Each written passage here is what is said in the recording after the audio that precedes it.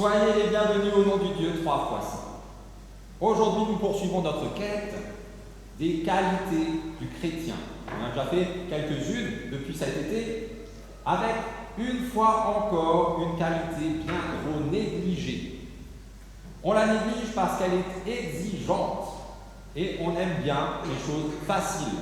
On n'aime pas ce qui nous demande trop d'efforts. On est déjà obligé tellement souvent de faire des efforts pour plein de choses. Alors si on m'aime dans la foi, il faut faire des efforts. Bon.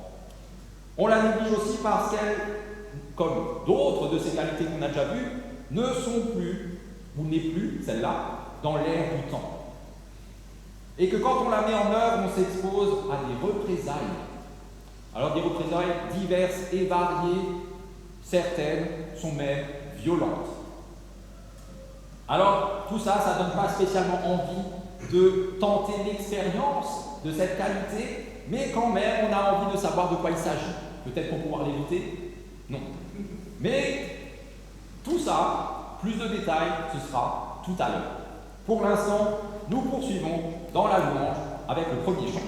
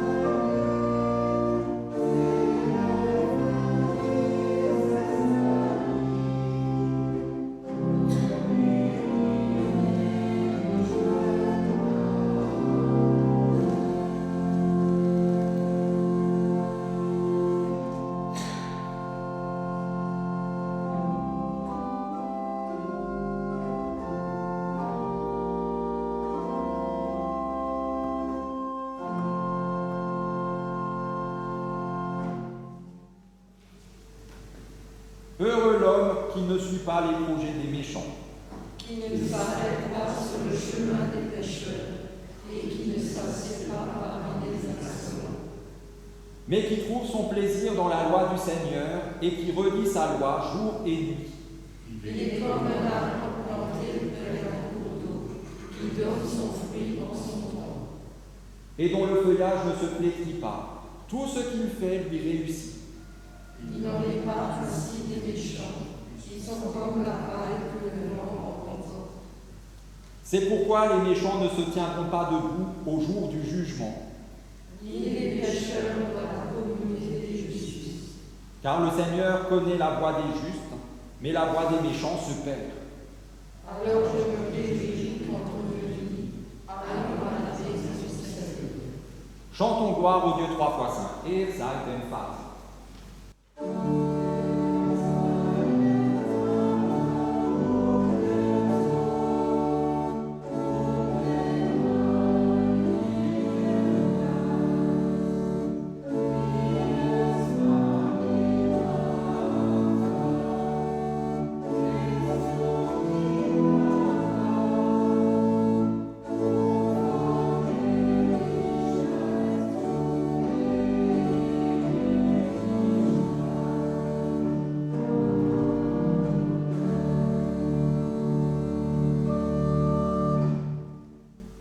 Parce que nous sommes sûrs de l'amour de Dieu pour nous, nous pouvons reconnaître devant lui ce qui nous sépare de lui. Dieu de bonté, nous manquons si souvent à ta volonté. Nous t'esquivons pour suivre de mauvaises voies et de méchantes voies, forts de nos excuses foireuses, de nos murmures insidieux, de nos violentes accusations, qui au final ne sont que des mensonges. Tout cela, on ne le sait que trop bien. C'est pourquoi humblement nous reconnaissons devant toi nos manquements et nos erreurs. Toi qui es le Dieu d'amour, tu attends de nous que dans l'amour exclusif de toi et l'amour fraternel de tous, nous n'écoutions que ta voix et ne suivions que ton chemin. Ainsi nous voici devant toi tels que nous sommes, les mains tendues vers toi. Nous nous attendons à toi, viens et agis maintenant dans nos vies. Nous te le demandons, dans le nom de ton Fils Jésus-Christ. Herr, erbarme dich.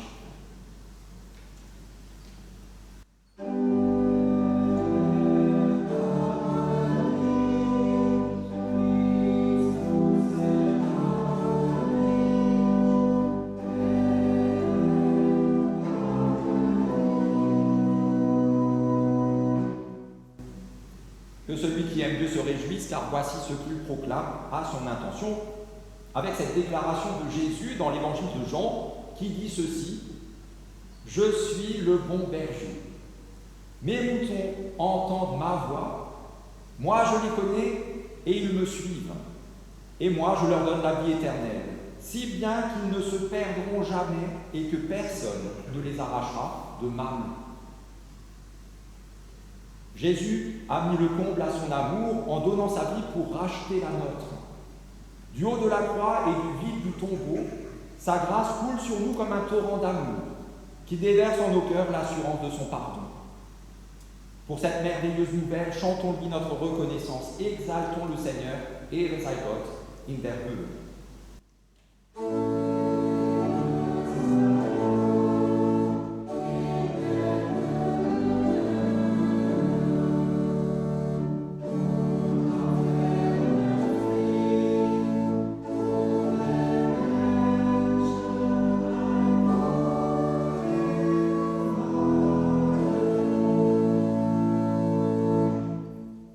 Vous pouvez reprendre place.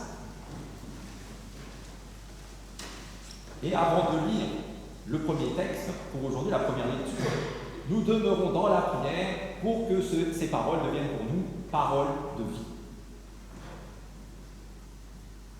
Dieu de toute grâce, toi qui as fait venir le monde à l'existence, toi qui nous offres ton amour, toi qui par ton esprit établis ton royaume, et qui nous accorde d'y avoir part, nous te prions. Aiguise nos sens pour que nous ne nous surestimions jamais, mais qu'humblement nous accomplissions ta volonté qui consiste en ceci: aimer et partager. Donne-nous à présent ton esprit et ta parole, et qu'ensemble ils nous guident aujourd'hui et chaque jour vers l'accomplissement de ta divine volonté. Nous t'en prions par Jésus-Christ, ton Fils, notre Seigneur, qui vit et qui règne avec toi, Père, et le Saint-Esprit, un seul Dieu, pour les siècles des siècles.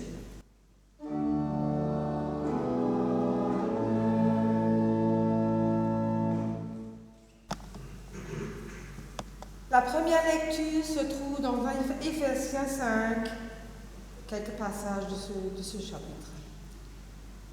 Imitez donc Dieu comme des enfants bien-aimés, et vivez dans l'amour tout comme le Christ aussi nous a aimés.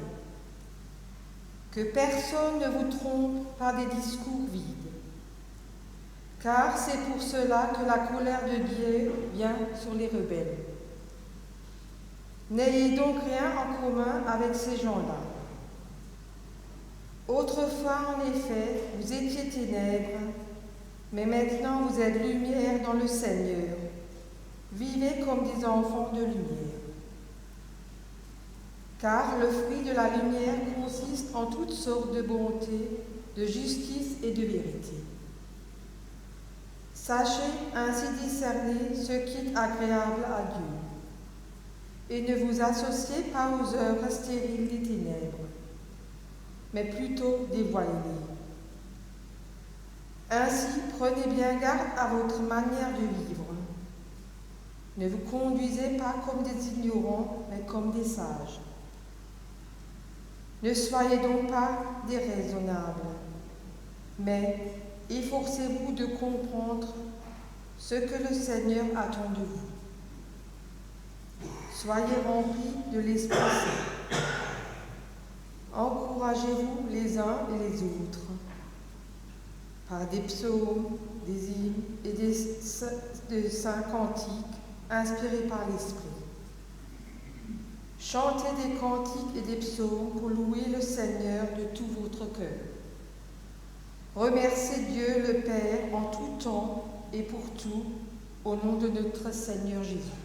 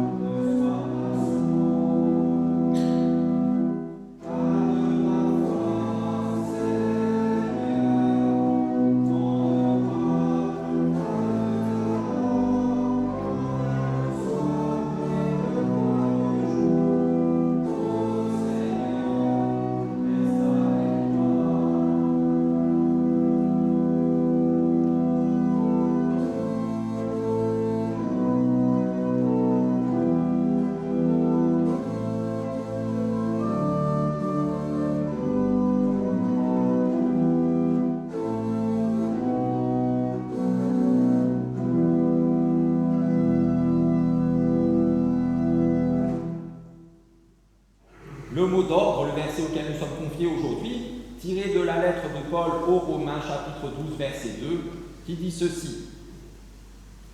Ne vous conformez pas à ce monde-ci, mais soyez transfigurés par le renouvellement de votre intelligence pour discerner quelle est la volonté de Dieu, ce qui est bon, agréé et parfait à ses yeux. Acclamons l'Évangile en chantant Alléluia.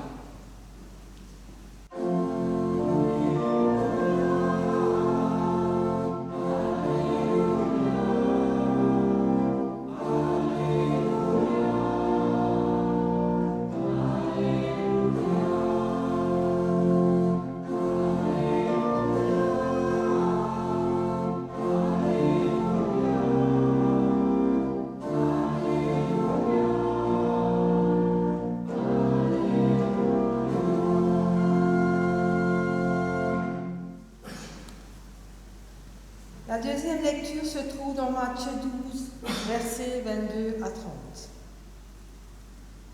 Alors on lui amena un démoniaque aveugle et muet, et il le guérit, de sorte que le muet parlait et voyait. Toutes les foules stupéfaites disaient, « N'est-ce pas là le fils de David ?»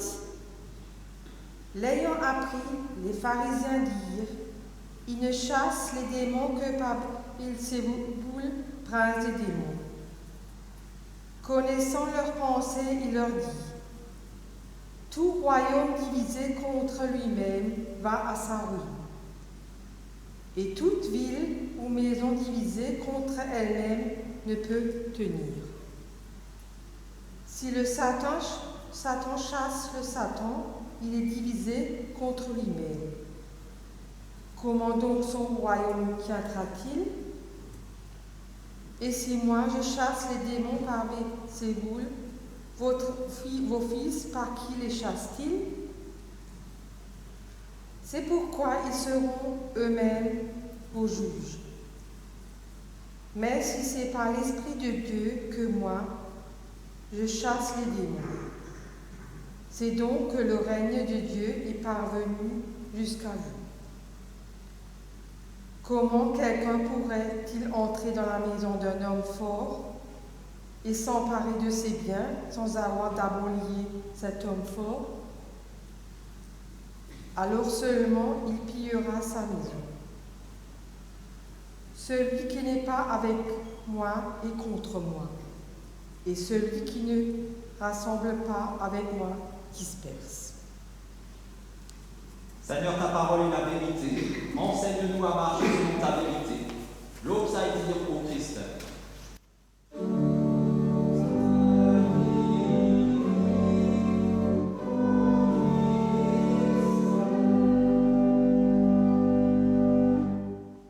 Vous pouvez reprendre place.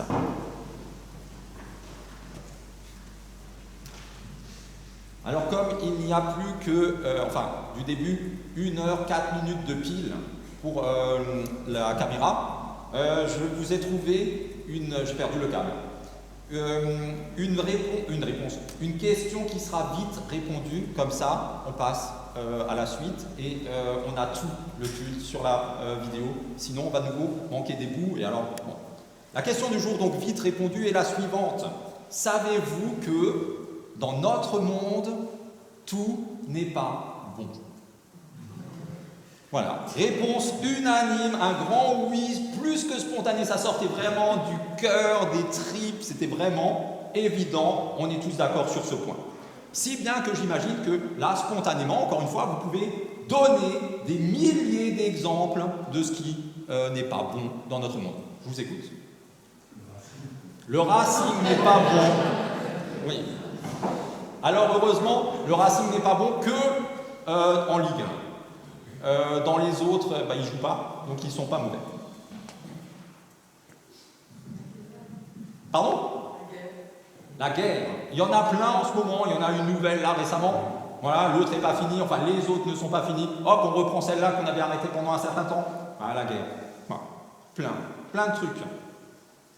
Alors c'est une question effectivement vite répondue. Oui, spontanée, sérieux, sincère, tout ça. Et pourtant c'est une question importante. On pourrait penser qu'elle est tellement facile à répondre, c'est pas la peine de se la poser. Ou pas souvent. Voilà. Mais non.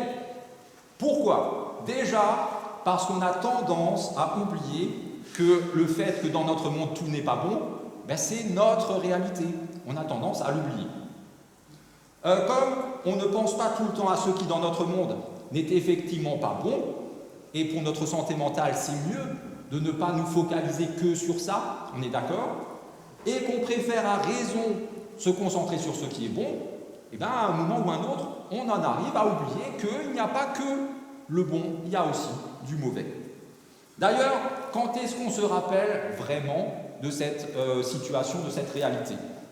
Le plus souvent, c'est au moment même où une mauvaise chose nous arrive qu'on se souvient que, ah mince, ça existe aussi les mauvaises choses. C'est à ce moment-là qu'on se rappelle que dans notre monde, tout n'est pas bon. Sinon, on vit notre vie joyeusement. Et on s'en rappelle d'autant mieux qu'on est plus directement touché.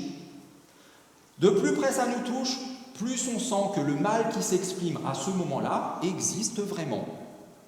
Un exemple simple, mais parlant, il y a des milliers d'enfants qui meurent tous les jours à travers le monde, et c'est vraiment triste. Ça nous fait couler des larmes, ça brise notre petit cœur.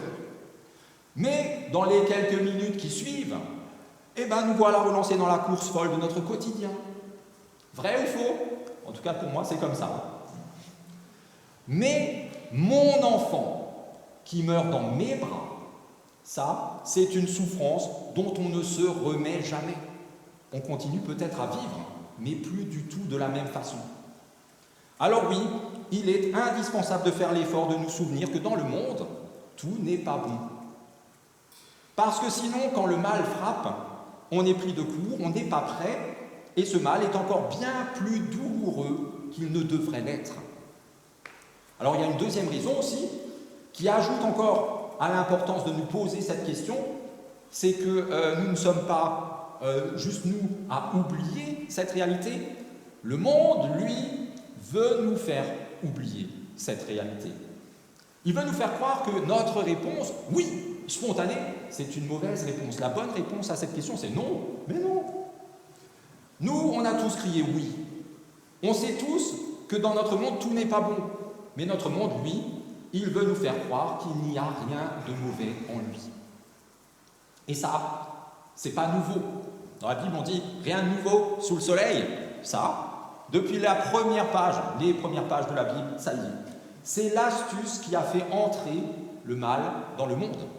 Vous vous souvenez du serpent dans le jardin d'Éden? Vous vous souvenez comment il arrive à ses fins? Vous vous souvenez? Quoi?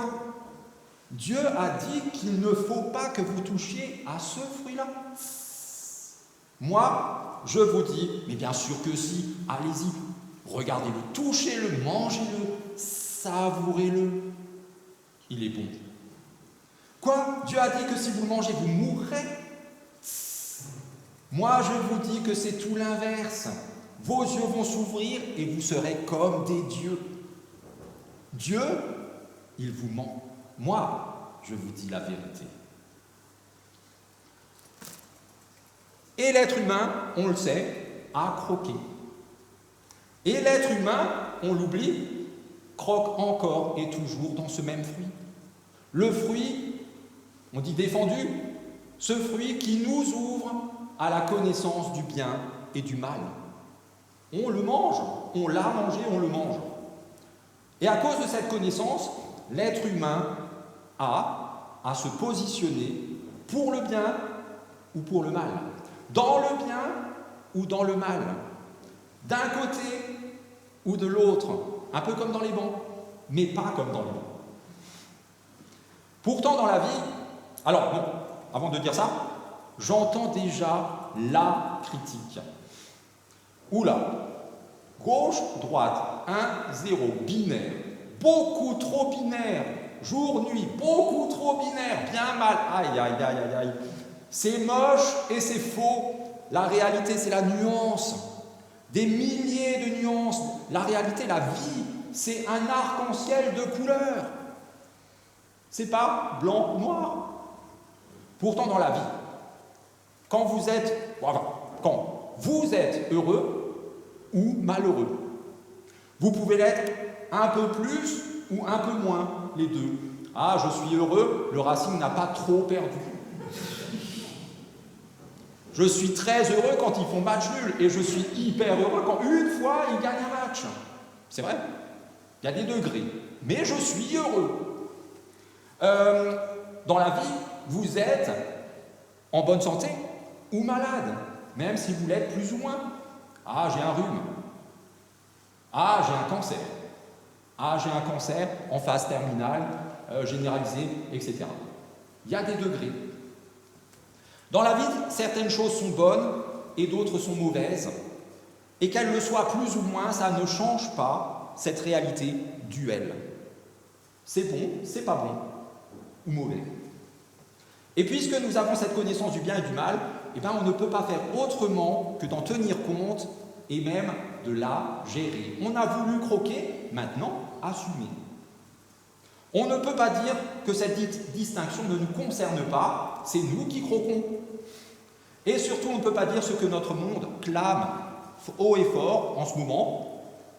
Faites ce que vous voulez, tout se vaut. Tout se vaut. Peu importe. C'est pas le chemin qui compte, c'est pas l'arrivée non plus, c'est pas le départ. Vivez, faites ce que vous voulez. Parce que c'est faux. Tout ne se vaut pas. En tout cas, si on regarde les choses avec ou par le prisme de la foi, on ne peut pas dire que tout se vaut.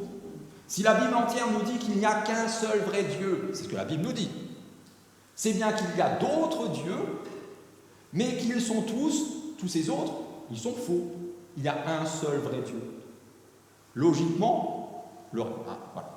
Si la Bible entière nous encourage à faire les bons choix, c'est bien qu'il y a d'autres choix possibles, mais que ces autres choix, sont tous mauvais. Si la Bible entière nous encourage à suivre le Dieu de la vie, c'est que bien d'autres chemins sont possibles, mais qu'ils conduisent tous à la mort. Ou comme le dit Jésus, dans le sermon sur la montagne, Matthieu 7, « Entrez par la porte étroite, car large est la porte et spacieux le chemin qui mène à votre perte. » C'est pourquoi aussi la Bible entière nous encourage à pratiquer la qualité dont nous parlons déjà en ce moment, le discernement. Ça vous parle? Le discernement, c'est cette qualité, voilà, qui n'est plus dans l'air du temps. Parce que fondamentalement, le discernement, c'est un jugement de valeur. Discerner, c'est poser un jugement de valeur sur les choses. C'est distinguer ce que sont réellement les choses, ce qu'elles valent réellement. Et si après vous me dites tout se vaut, c'est pas la peine de discerner, tout se vaut. Mais si c'est important de prendre en compte que tout ne se vaut pas, alors il faut discerner.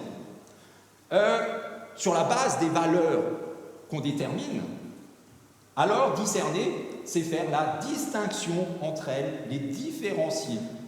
Discerner, c'est jauger, juger et, encore un gros mot, discriminer. C'est-à-dire séparer. Comme le Fils de l'homme le fera de nous, au jugement dernier, Matthieu 25, comme le berger sépare ses moutons des chèvres, le Fils de l'homme, Dieu, Jésus, au jugement dernier, il mettra à sa droite ses brebis, ses moutons, et à sa gauche les chèvres et les boucs, dont les joueurs du Racing. Ça, c'est ce que Dieu fera avec nous. Nous sommes appelés à le faire, mais pas avec les gens, avec les choses. Comme l'apôtre Paul nous y encourage, on va prendre d'abord une autre lettre que celle qu'on a entendue. En 1 Thessaloniciens, il dit « Examinez toutes choses et retenez ce qui est bon. Ne bouffez pas n'importe quoi. » Dans la première lecture qu'on a entendue, il dit « Sachez discerner ce qui est agréable à Dieu. Ne bouffez pas n'importe quoi. » Oui, des choses sont agréables à Dieu, ce qui signifie que d'autres ne le sont pas. Soyons-en conscients, faisons bien la différence entre les deux, ne les confondons pas. Regardez, c'est pareil, presque, hein. C'est pas pareil. Tout ne se vaut pas, pourtant c'est deux mains. Séparons les bonnes choses des mauvaises, rejetons ce qui est mauvais, ne conservons que ce qui est bon aux yeux de Dieu. Ce n'est pas pour rien que Jésus dit, sans aucune ambiguïté, la dernière phrase de la deuxième lecture, « Celui qui n'est pas avec moi est contre moi. Celui qui ne rassemble pas avec moi, il bosse pour l'autre, il disperse. » Comment dire plus simplement et plus clairement qu'il y a deux côtés, et que le bon côté, c'est celui de Jésus. On ne peut pas dire ça plus simplement. Et là, encore une fois, vous sentez forcément que tout ça n'est plus au goût du jour. Puisqu'aujourd'hui, les jugements de valeur et la discrimination, sauf la discrimination positive, ça marche. Donc, les jugements de valeur et la discrimination ne sont pas politiquement correct. Enfin, comme dit, ça dépend. Les jugements de valeur et les discriminations qu'implique la foi chrétienne, notre foi, ceux-là, ils sont proscrits, prohibés, combattus, verboten. On n'a pas le droit. Alors que d'autres jugements de valeur et d'autres discriminations sont pratiqués à l'envi. Par qui? Par le monde. Mais ça va. Ça va.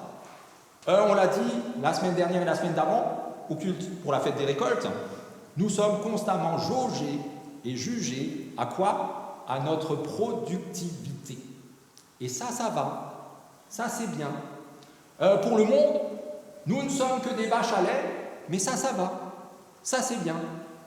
Ce jugement de valeur, cette discrimination-là, ça va. Ça fait tourner le monde. Bon, ça le fait tourner un peu comme ça, pas rond, voilà, ça va un peu n'importe où, mais ça va, ça fait tourner le monde. Ce n'est pas pour rien que Paul nous encourage à nous différencier du monde, comme nous l'avons entendu dans le mot d'ordre du jour, je vous rappelle juste le début. Ne vous conformez pas à ce monde-ci. Ne soyez pas identiques à lui, n'ayez même rien en commun avec lui. Ce n'est pas pour rien que l'apôtre Jean nous encourage à ne pas aimer le monde et ce qui appartient au monde. Parce que le monde n'a rien de commun avec Dieu. Pourquoi nous aurions quelque chose en commun avec ce monde? Ce monde qui est voué à disparaître dans ses propres ténèbres. Ce n'est pas pour rien que, dans la première lecture, Paul nous encourage à vivre comme les enfants de lumière que nous sommes devenus par la foi. Nous qui étions ténèbres comme le monde l'est toujours. Alors oui, il nous faut, en tant que chrétiens, pratiquer le discernement. C'est indispensable. Mais comment? Alors, bonne nouvelle, il n'y a pas de recette miracle. Non, c'est une bonne nouvelle. Si. Ça veut dire que quand il y a moi qui ai fait un tout petit peu de pâtisserie, il y a une recette. Ça foire toujours. J'ai deux mains gauches. Là, il n'y a pas de recette. J'ai une chance d'y arriver. Il y a quand même 2-3 bases nécessaires et suffisantes que l'on peut mettre en avant. Je vous les donne. La première, c'est qu'on peut déjà user du bon sens commun. Que d'autres qui ne sont pas chrétiens partagent aussi. C'est bête à dire, hein, mais dans la foi qui se vit prioritairement avec le cœur, on n'est pas obligé de déconnecter le cerveau. C'est pas nécessaire. Au contraire même. Et pour le moins, faire preuve de bon sens, c'est reconnaître qu'il y a des choses dans l'expérience qu'on fait de la vie qui sont là comme une simple et basique réalité. Je vous donne... Attendez, non, avant de vous donner 2 exemples, je vais trop vite. S'ériger contre ou postuler l'inverse de cette réalité au nom de la foi ou de n'importe quelle autre idéologie, c'est tout simplement insensé. Et insensé, ça veut dire fou, psychiatre. Par exemple, la gravité terrestre. La foi ne nous en affranchit pas. On a peut-être l'impression parfois de virevolter, mais nos fesses sont quand même bien rivées sur la chaise. Notre ADN, les petites, les chromosomes là, qui composent chacune de nos milliards de cellules, même si la technologie nous fait de très belles promesses, mais toutes mensongères, on n'en est pas affranchis. On reste qui on est. Ça, c'était le premier point. On peut utiliser notre cerveau. On doit utiliser notre cerveau. Le deuxième, c'est qu'on doit chercher les réponses à la source. Pas ailleurs, pas n'importe où. Ne mangez pas n'importe quoi. Moi, je dis un autre mot, peu importe. Paul nous dit, efforcez-vous de comprendre ce que le Seigneur attend de vous. Ne vous efforcez pas de comprendre ce que bidule machin souhaite, ou attend, ou pense être vrai. Efforcez-vous de comprendre ce que Dieu attend de vous. Et en premier lieu, où puiser cette volonté de Dieu, plus qu'une loi, c'est une volonté, dans la parole de Dieu, dans la Bible. Ça, c'est le socle. Et ensuite, dans la méditation de cette parole, et aussi dans la prière individuelle, communautaire, nourrissons-nous à la bonne herbe et à la bonne eau, de façon à imiter Dieu, comme les enfants imitent leurs parents, puis ensuite ils imitent leurs copains et les autres références, les autres exemples, parfois bons, parfois mauvais, qui les entourent. On ne se construit pas tout seul en plein milieu de la forêt. On ressemble à ceux qui nous entourent. En premier lieu, à nos parents, Dieu et notre Père. Imitons-le. Troisième base, peut-être la plus importante, il nous faut laisser en nous toute sa place à l'Esprit de Dieu. Même si on ne déconnecte pas notre cerveau, ce n'est pas une question de neurones ou d'intelligence, mais d'inspiration du souffle divin. C'est Dieu lui-même qui donne les réponses par son esprit à notre esprit. Il nous faut lui ouvrir nos cœurs, lui ouvrir nos âmes, n'écouter que lui et nous encourager les uns les autres, c'est-à-dire nous supporter mutuellement sur ce chemin qui s'appelle, encore un gros mot, le chemin de la sanctification. Aujourd'hui, ça a beaucoup de gros mots. Et si ce chemin spirituel n'est plus lui aussi en odeur de sainteté, il n'en demeure pas moins vrai. Sur ce chemin, nous y sommes déjà. C'est vrai. On n'a pas toujours les deux pieds dessus, mais on y est. Nous sommes là. Nous sommes là à attendre de Dieu qu'il nous donne, pas que le pasteur donne, que Dieu nous donne, qu'il nous ouvre à lui, qu'il nous saisisse, qu'il nous emmène vers la vie. Alors quoi qu'il arrive dans nos vies, le bon comme le mauvais, n'abandonnons pas ce chemin.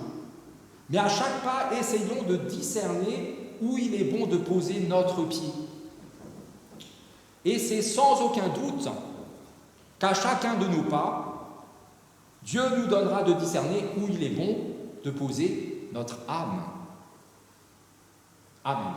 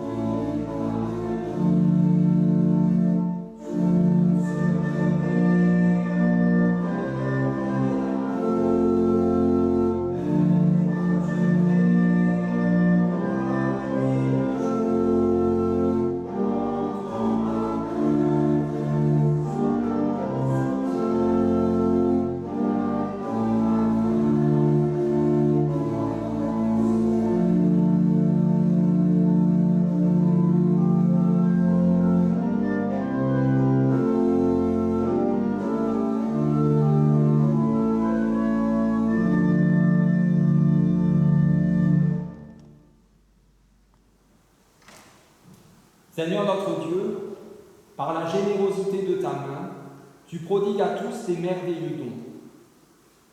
Notre esprit et notre cœur limités ne peuvent saisir autant de bonté. Tu es si bon que tu ne te contentes pas de nous donner le bon, mais tu nous donnes aussi le meilleur.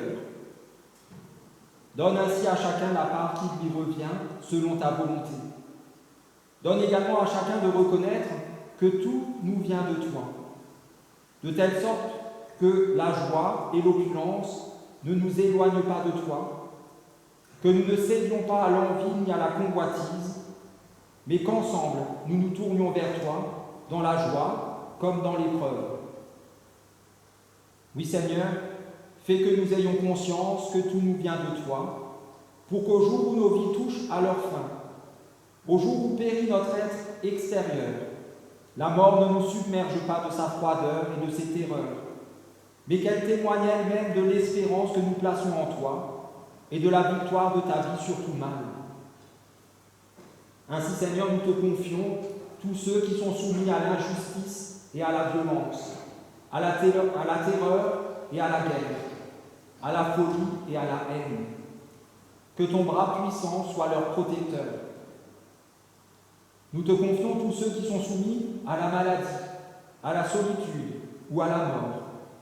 Sois auprès d'eux par le réconfort et le soutien de ton Esprit Saint. À toi qui, par amour pour nous, fais de nous tes enfants, c'est en enfant que nous te disons la prière que tu nous as toi-même apprise. Notre Père, qui es aux cieux, que ton nom soit sanctifié, que ton règne vienne, que ta volonté soit faite sur la terre comme au ciel. Donne-nous aujourd'hui notre pain de ce jour.